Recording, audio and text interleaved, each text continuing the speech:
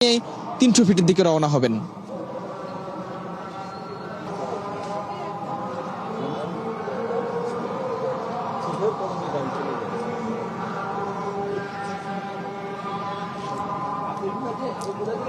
বিএনপির ভারপ্রাপ্ত চেয়ারম্যানের এই স্বদেশ প্রত্যাবর্তনকে ঘিরে কিন্তু বিএনপির পক্ষ থেকে নানা ধরনের নিরাপত্তা ব্যবস্থা নেওয়া হয়েছে।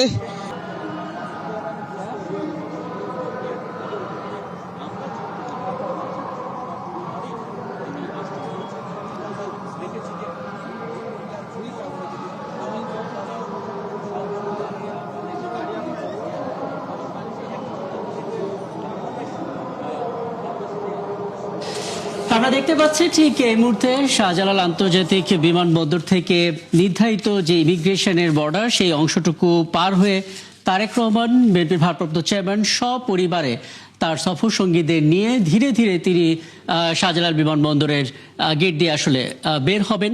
এবং আগেই তো আমরা জানিয়েছি যে এখানে পুরোটা এসএসএফ তাদের নিরাপত্তার একটি বলয় তৈরি করবেন। সেই বলয়ের মধ্য দিয়ে তারেক রহমান তার জন্য বরাদ্দ যেই হার্ড জিপ যেটাকে বলা হচ্ছে 250 যে সিরিজের গাড়িটি, যেটা সম্পূর্ণ বুলেট প্রুফ, যেটা তার নামে বিএনপির নামে নিবন্ধন করা হয়েছে, তারেক রহমানের জন্য রাখা আছে। খুব সম্ভবত সেই গাড়িতে করেই তিনি আসলে সরাসরি চলে যাবেন কুড়িল বিশ্ব রোড দিয়ে 48/36 ফিটের সেই কাঙ্ক্ষিত মঞ্চ, যেখানে দাঁড়িয়ে তিনি আসলে নেতাকর্মী সাধারণ মানুষ সবার উদ্দেশ্যে কৃতজ্ঞতা জানাবেন। দাঁড়িয়ে দেখতে পাচ্ছেন বিএনপির সিনিয়র নেতাকর্মীরা একেবারে যখন আপনি এই সংবাদ সংযোগ শুরু করছিলেন তখন থেকে সিনিয়র নেতাকর্মীরা